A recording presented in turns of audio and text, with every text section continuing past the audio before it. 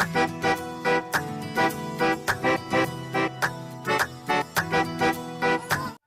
Morning students. मैं अनिल कुमार सोनी उच्च माध्यमिक प्रतिभा पब्लिक स्कूल बांदीकुई। जैसे कि आपको पता है कि आज हमारा पूरा देश कोरोना वायरस जैसी गंभीर समस्या का सामना कर रहा है, जिस वजह से सभी स्कूल, कॉलेज एंड शिक्षण संस्थान बंद है और विद्यार्थियों को पढ़ाई संबंधित काफी समस्या का सामना करना पड़ रहा है। उन्हीं की समस्याओं को दूर करने के लिए हमने आज एक ऑनलाइन प्लेटफॉर्म तैयार कर रहे हैं, जिससे विद्यार्थियों की समस्याओं को काफी हद तक कम किया जा सकता है। इसी क्रम में मैं कक्षा 10 की प्रथम प्रश्नावली वैदिक गणित लेके आया हूँ। वैदिक गणित के बारे में आपने इससे पहले भी क्लास 8 और 9 में पढ़ चुके हैं, तो आज हम कक्षा 10 की प्रथम प्रश्नमाला वैदिक गणित के फर्स्ट क्वेश्चन से स्टार्ट करते हैं। फर्स्ट क्वेश्चन है, निखिलम विधि से भाग दीजिए, जिसका फर्स्ट 1245 में भाग देना है 97 का। ठीक है, फर्स्ट क्वेश्चन है 1245 को विभाजित कीजिए 97 से और कौन सी विधि से भाग देना है? निखिलम विधि से भाग दीजिए। तो सबसे पहले जिस संख्या में भाग दिया जाता है उसको बोला जाता है भाज्य, और जिसका भाग दिया जाता है उसको बोला जाता है भाजक। तो यहाँ भाज्य कितना है? 1245, भाजक 97। अब हमें भाजक को देखकर इसके आधार और इसके विचलन का पता लगाना है कि इसका आधार कितना है और इसका विचलन कितना है। तो बताइए 97 जो ये संख्या है वो कौन सी संख्या के नजदीक है? उससे पहले मैं आपको बता देता हूं कि जब भी हमें आधार देखना होगा तो आधार होगा 10, 100, 1000, 10000, इसी तरीके से लेना है। तो बताइए 97 किसके नजदीक है? 100 के नजदीक है, इसलिए इसका आधार कितना होगा? 100। 100 से भाजक कितना कम है? 3, इसलिए इसका विचलन कितना होगा? 3। विचलन मीन्स भाजक और आधार के बीच का अंतर। लेकिन इस 3 को मैं 0-3 लिखूंगा, क्यों? क्योंकि आधार में 2 जीरो हैं और आधार में जितने जीरो होते हैं उसके विचलन में भी उतने ही अंक लिखने होते हैं। ठीक है, अब इस क्वेश्चन को हल करने के लिए हमें इसके 3 खंड बनाने होंगे। प्रथम खंड, द्वितीय खंड, तृतीय खंड।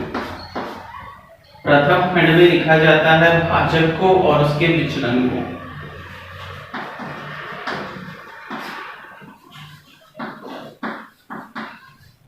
भाजक कितना है? 97, विचलन 0-3। ठीक है, दूसरे और तीसरे खंड में लिखा जाएगा भाजक को, लेकिन ध्यान रखना तीसरा खंड पहले भरना है और दूसरे खंड में अंक बाद में लिखने हैं। अब तीसरे खंड में कितने अंक लिखने हैं? जितने की भाजक, जितने की आधार में 0 है। तो आधार 100 है तो 0 कितने हैं? 2, इसलिए तीसरे खंड में भाजक के 2 अंक लिखे जाएंगे। और कहां से लिखना स्टार्ट करना है? पीछे से, मींस उसके इकाई के अंक से। तो कितना लिखा जाएगा? 45। और दूसरे खंड में 12 बचे हुए अंकों को लिखेंगे। एक बार फिर, आधार 100 है, आधार में 2 जीरो है इसलिए विचलन में भी 2 अंक लिखने होंगे, और आधार में 2 जीरो है इसलिए तीसरे खंड में भी 2 अंक लिखने होंगे, और बचे हुए अंकों को दूसरे खंड में। फर्स्ट खंड में भाजक लिखा जाता है, दूसरे और तीसरे खंड में भाज्य लिखा जाता है। Okay, clear? अब देखिए कैसे करते हैं। विचलन 0-3 को 1 से गुणा करेंगे। 0-3 एकम 0-3, लेकिन उससे आगे वाले अंक के नीचे से लिखना स्टार्ट करेंगे 0-3। ठीक है, इस अंक का मान 1, 2 में 0 ऐड किया, 2 में 0 जोड़ा, कितना? 2। तो अब इस दूसरे अंक की वैल्यू कितनी हुई? 2। तो अब 0-3 को 2 से गुणा किया जाएगा तो कितना आएगा? 0-3 को 2 से गुणा करेंगे तो 0-6। अब मैं इस अंक से गुणा कर रहा हूं तो मुझे आगे वाले अंक के आगे से लिखना होगा। जैसे फिर 0-3 को 1 से किया, 0-3, लेकिन उस अंक के नीचे से नहीं लिखना, उसके आगे वाले अंक के नीचे से लिखना स्टार्ट करना है। अब 0-3 को दूसरे अंक से गुणा करेंगे, दूसरे अंक का मान कितना हो गया? 2 में 0 जोड़ा 2, तो 0 3 को 2 से गुणा करते हो कितना 0 6, लेकिन इसके नीचे नहीं लिखना, उसके आगे वाले अंक के नीचे से लिखना स्टार्ट करना है 0 6। ठीक है, 1 2, तो 5 में 6 जोड़ा 11 हासिल की 1, 1 और 4 5 और 3 8 में 0 जोड़ा 8। तो जो बीच वाले खंड में आता है ये अपना भागफल होता है और जो लास्ट वाले खंड में आता है वो अपना शेषफल होता है। तो भागफल कितना हुआ 12 और शेषफल 81। ओके, एक बार मैं फिर रिपीट कर देता हूँ, वैसे अभी और भी क्वेश्चन करेंगे उसकी सहायता से और समझ में आ जाएगा। ठीक है, समझ में आया? ठीक है, चलो मैं सेकंड क्वेश्चन करता हूँ और सेकंड क्वेश्चन के हिसाब से क्वेश्चन और भी अच्छी तरह से क्लियर हो जाएगा। ओके,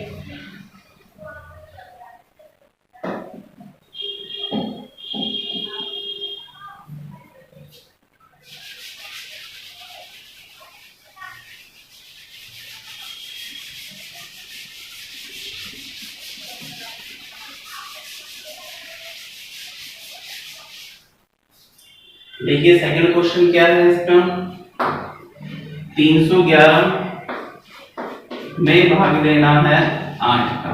ओके, भाज्य कितना है 311, भाजक कितना है 8।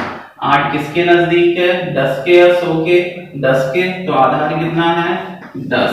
दोनों के बीच का अंतर कितना है 2, तो विचलन कितना होगा 2 लिखेंगे या 2 लिखेंगे, किस पे डिपेंड करता है कि आधार में कितने 0 है। आधार में 1 0 इसलिए विचलन में भी 1 के अंक लिखेंगे। ओके,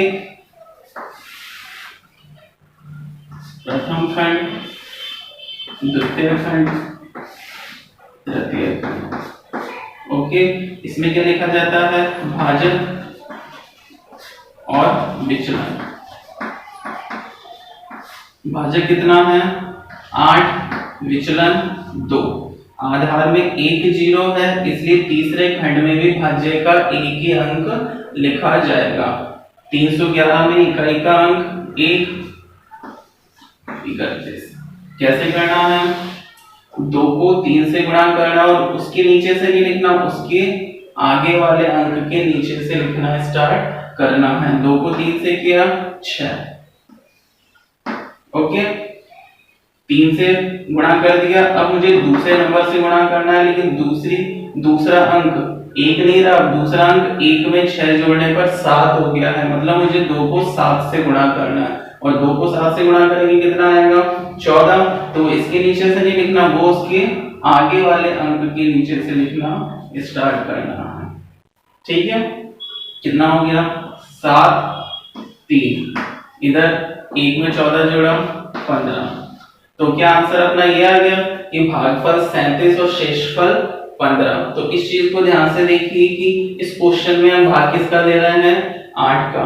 भाजक कौन है 8। तो आपको ये बात पहले भी पता होगी कि जब हम किसी भी संख्या में 8 का भाग देते हैं तो शेषफल 0 आ सकता है, 1 आ सकता है, 2 3 4 5 6 7 तक आ सकता है, लेकिन 7 से ज्यादा नहीं आ सकता, क्योंकि शेषफल यदि 7 से ज्यादा आएगा तो फिर उसमें 8 का पूरा भाग चला जाएगा। इसलिए जिस भी संख्या का भाग दिया जाता है शेषफल हमेशा उससे कम ही होता है। जैसे मैं किसी संख्या में 6 का भाग दूंगा तो शेषफल 0 से लेके 5 तक आ जाएगा, लेकिन 6 या 6 से ज्यादा नहीं आएगा, क्योंकि 6 या 6 से ज्यादा आएगा तो उसमें फिर 6 का पूरा भाग चला जाएगा। तो इस क्वेश्चन में हम किसका भाग दे रहे हैं 8 का। तो शेषफल क्या आ सकता है 0 से लेके 7 तक कुछ भी आ सकता है, लेकिन 8 या 8 से ज्यादा नहीं आ सकता है, क्योंकि 8 या 8 से ज्यादा आएगा तो उसमें 8 का पूरा भाग चला जाएगा। लेकिन यहाँ 15 को शेषफल मान रहे हैं तो 15 शेषफल नहीं हो सकता है, क्योंकि हमें भाग किसका देना है 8 का। तो 15 में 8 का एक बार पूरा भाग चला जाएगा, तो 8 एकम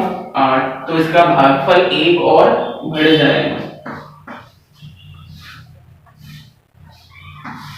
और इसमें से कितना कम करना है 8, क्योंकि 15 में 8 का भाग और कितनी बार चला जाएगा एक बार, तो वो 1 मैंने भागफल में जोड़ दिया है और वहां से मैंने 8 को कम कर दिया है। तो इधर हो गया 38 और इधर हो गया 7। ठीक है, तो भागफल कितना आ गया 38 और शेषफल 7। ठीक है, आपको ये होमवर्क नोट भी करना है अपनी फेयर कॉपी में, ठीक है, नोट कर लीजिएगा। जो भी आपके पास ये वीडियो जब भी आएगा तो आप इसके पॉज बटन को क्लिक करके इसको फिर नोट कर सकते हैं। ओके, इसी क्रम में तीसरा क्वेश्चन भी है, वो भी निखिलम विधि से ही भाग दीजिए। क्वेश्चन है 1013 में भाग देना है 88। ओके,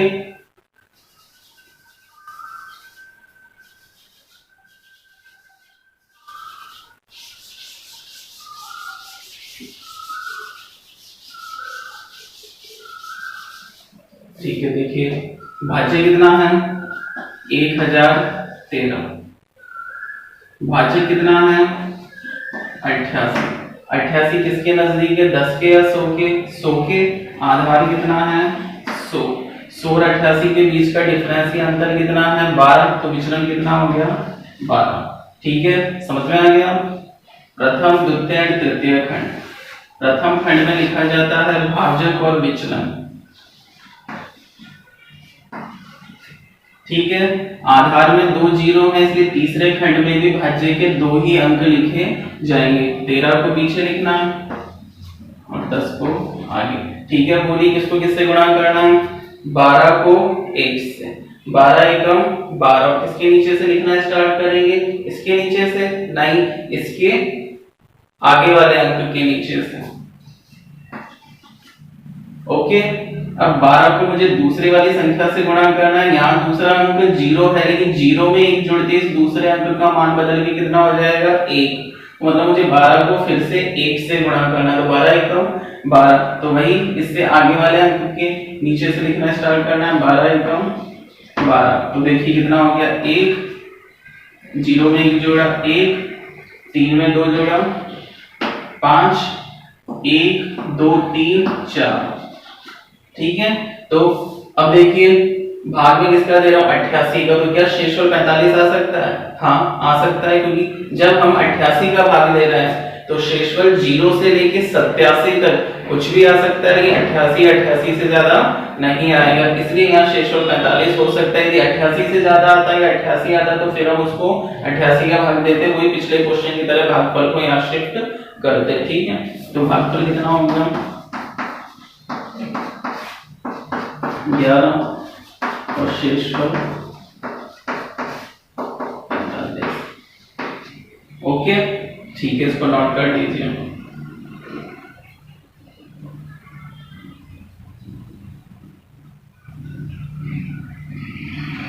अब देखिए अपना question number second,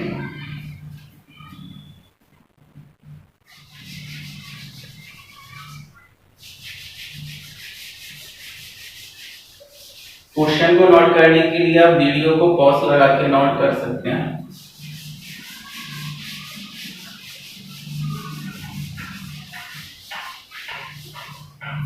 question number second है वैदिक विधि से वर्ग कीजिए। तो यहाँ वैदिक विधि में हम निखिलम विधि ले लेते हैं, क्योंकि निखिलम विधि भी वैदिक विधि ही है।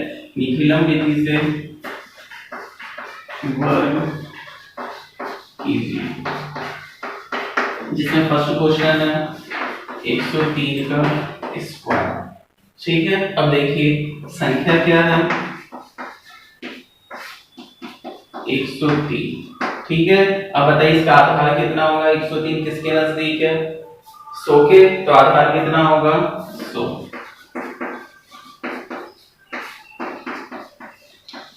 अब देखिए वैसे तो इस क्वेश्चन में उपाधार अंक या उपाधार की आवश्यकता नहीं है, क्योंकि 100 को किससे गुणा किया जाए कि वो 103 के नजदीक पहुंचे, तो 100 को पहले हम किससे गुणा करेंगे 1 से, तो 100 को 1 से गुणा करेंगे तो 100 ही आएगा, और 100 में 3 जोड़ेंगे तो 103 आ जाएंगे। तो आप चाहो तो इस क्वेश्चन में उपाधार अंक लिख भी सकते हो, और चाहो तो उपाधार अंक लिखने की कोई जरूरत नहीं है, लेकिन फिर भी चलो मैं उपाधार अंक लिख लेता हूँ।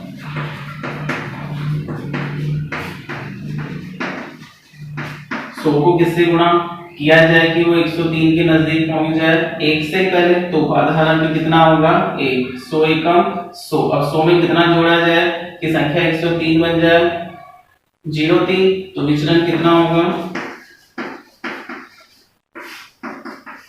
03, वही आधार में 2 जीरो है तो विचलन में भी 2 ही अंक होने चाहिए। अब देखिए इसका सूत्र आपको याद होना चाहिए, किसी भी संख्या का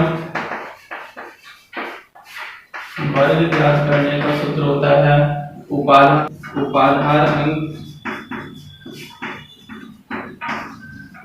ब्रैकेट संख्या प्लस विचलन ऑब्लिक विचलन का स्क्वायर। ठीक है, आपको निखिला विधि से वर्ग ज्ञात करने का सूत्र याद होना चाहिए। क्वेश्चन में उपाधार अंक 1 लिया है और वैसे आप उपाधार अंक वाला भी सूत्र याद रखना है। यदि उपाधार अंक नहीं है तो उसका मान 1 हो जाएगा और 1 के अलावा यदि बाई चांस ये संख्या 203 होती, ठीक है, तो आधार 100 होता है, 100 को किससे गुणा किया जाएगा, 203 के नजदीक पहुंचे पहले 2 से, इसलिए उपाधार अंक उसमें 2 होता है और विचलन 03 होता है। तो अब यहाँ पर इसका मान रख देते हैं उपाधार अंक 1, संख्या 103, विचलन 03 ऑब्लिक विचलन 03 का स्क्वायर।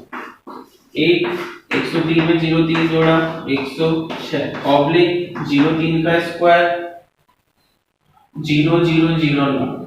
ठीक है, लेकिन यहाँ कितने अंक है, सॉरी कितने जीरो हैं, 2, इसलिए यहाँ भी इसके स्क्वायर में भी 2 ही अंक लिखेंगे, तो 09। एक को 106 से किया 106 ऑब्लिक 09। अब यहाँ 2 अंक इसलिए लेंगे ऑब्लिक के बाद क्योंकि वही आधार में 2 जीरो है, तो 09 106, तो अपना आंसर आ जाएगा 10,609। ओके, फिर से एक बार मैं समझा देता हूँ। 103 का स्क्वायर संख्या 103 है, आधार 100 है, 100 को किससे गुणा किया जाए, 103 के नजदीक पहुंचे 1 से, तो उपाधार अंक 1 होगा और 100 में कितना जोड़ा जाए, 103 आ जाए 03 विचलन प्लस का होगा क्योंकि संख्या इसके आधार से ज्यादा है। सूत्र याद होना चाहिए, संख्या का स्क्वायर बराबर उपाधार अंक ब्रैकेट में संख्या प्लस विचलन ऑब्लिक विचलन का स्क्वायर। सारे मान रखने हैं और मान रख के सॉल्व करना है, इसका आंसर आ जाएगा।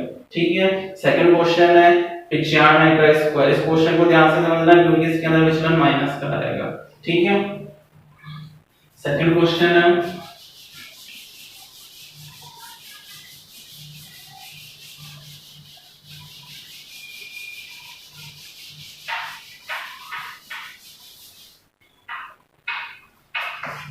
95 का स्क्वायर। संख्या बोली कितनी है, 95 आधार 95 किसके नजदीक है, 100 के आधार 100 को पहले किससे गुणा किया जाएगा, 95 के नजदीक पहुंचे 100 को 1 से गुणा किया जाएगा, 100 एकम 100, तो उपाधार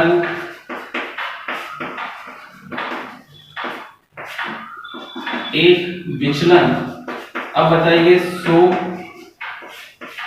में से कितना घटाया जाए 95 आ जाए 5, लेकिन वहां में विचलन में कितना अंक लिखूंगा, 2 अंक लिखना है। क्यों, क्योंकि आधार में 2 जीरो है, लेकिन इस बार विचलन प्लस में नहीं होगा माइनस में होगा, तो मैं इसको लिखूंगा माइनस का 0.5। ठीक है, फॉर्मूला संख्या का वर्ग, क्या सूत्र होता है बोलिए, उपाधार अंक ब्रैकेट में संख्या प्लस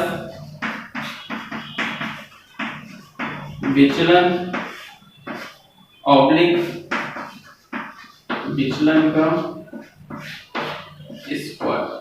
ठीक है, मान रख लेते हैं उपाधार अंक 1, संख्या कितनी है 95 प्लस विचलन कितना है माइनस का 0.5।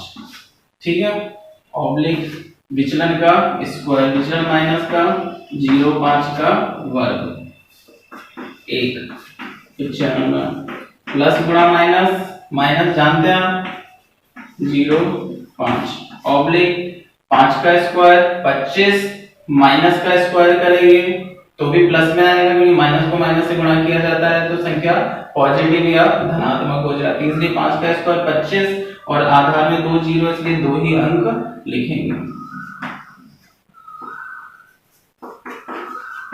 95 माइनस 0.5 90 ऑब्लिक 25, 90 को 1 से गुणा किया 90 ऑब्लिक 25, तो आंसर आ जाएगा 9250। 25। आपको आपका आंसर चेक करना है तो कहीं भी रफ वर्क में 95 को 95 से गुणा करके भी चेक कर सकते हैं कि जो आपने क्वेश्चन सॉल्व किया उसका आंसर सही आया है या नहीं आया। ठीक है, देख लीजिए।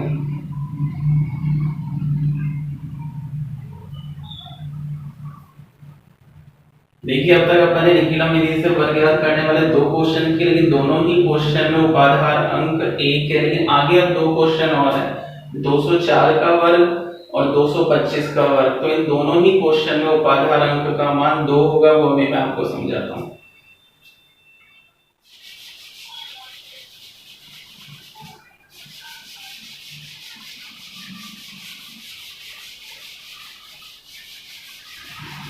ठीक है, देखिए इसके बाद वाले क्वेश्चंस में भी सारी लाइनें आएंगी।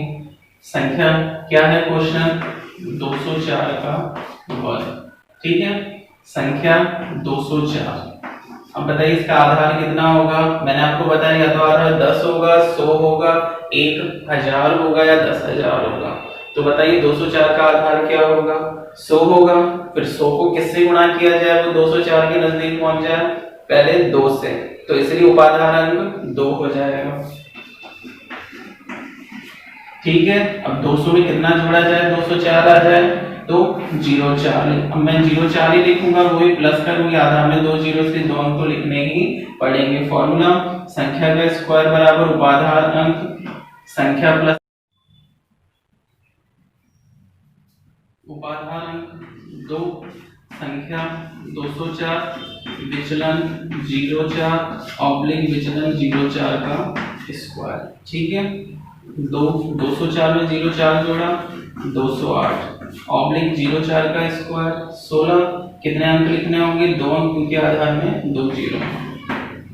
416 ऑब्लिक 16, 2 अंक ऐसे की रह जाएंगे और ये 416, तो आंसर आ जाएगा 41,616।